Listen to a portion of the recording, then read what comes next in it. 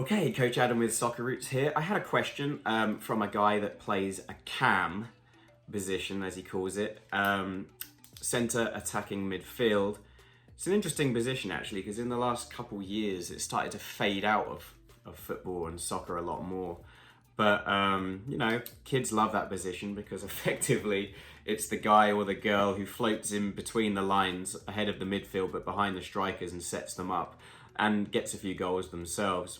Who wouldn't want to play in that position, right? But as the game's evolved, and actually, as funny enough, switched back to more of a work ethic mentality, it's faded out. But I'll still answer your question, of course. So what are the attacking midfielder traits?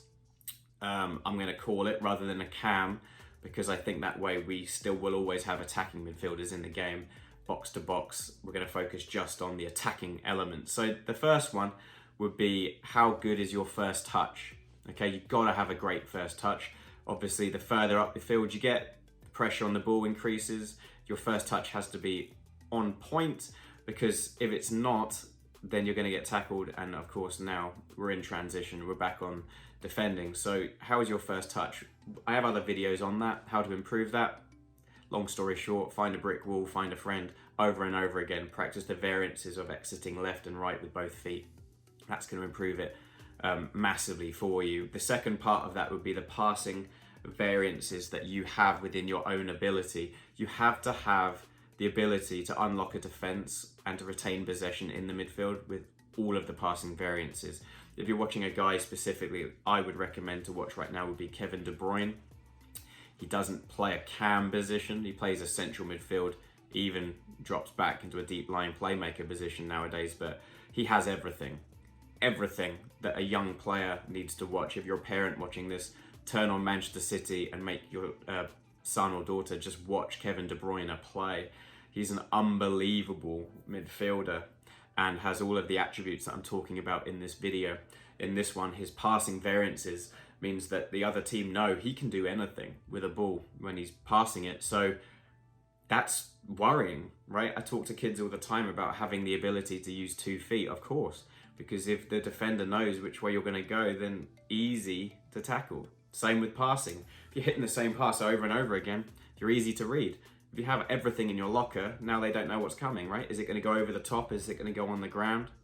Is it going to be bent on the outside, or is he just going to turn back, do a simple give and go and take another midfielder out the game? So increase your passing variances is going to make you a better player.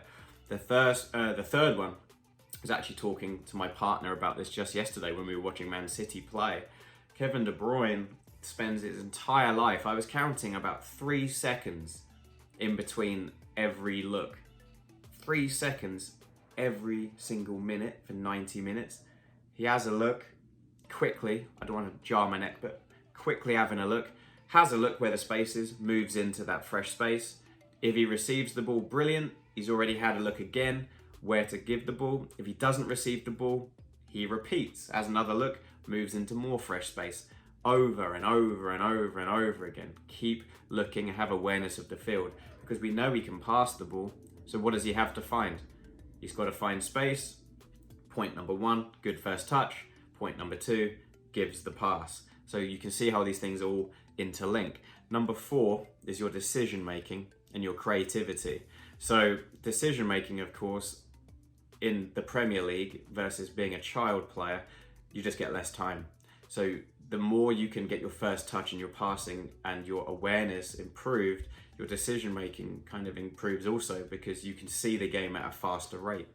Now, I talk to kids all the time, and to even my older players, about you have to play and train with the intensity that you play in a game. This is exactly why. If you receive the ball in practice and you play at 50%, then in a game, when the intensity of the other players organically goes up, now of course I don't want it to go up, but that's just sadly what happens. People play harder in a game than they do in practice. If you can get that out and think more like Cristiano Ronaldo, where he plays 100% in practice, it allows him to have no difference between practice and playing in a game. So your intensity directly is a result of your ability now in a game, right? So decision making becomes easier as a result of that. The next one, off the ball movement. Now I talked about this with Kevin De Bruyne there, having a look around with his awareness. The part B of that comment would be now he kind of moves into that pocket of space.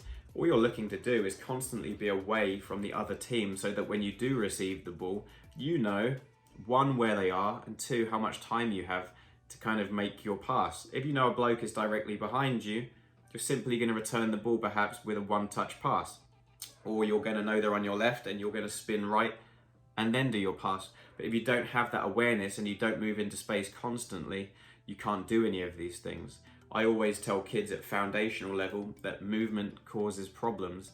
It's so simple, but standing still and admiring the rest of the team playing, you're really not in the game.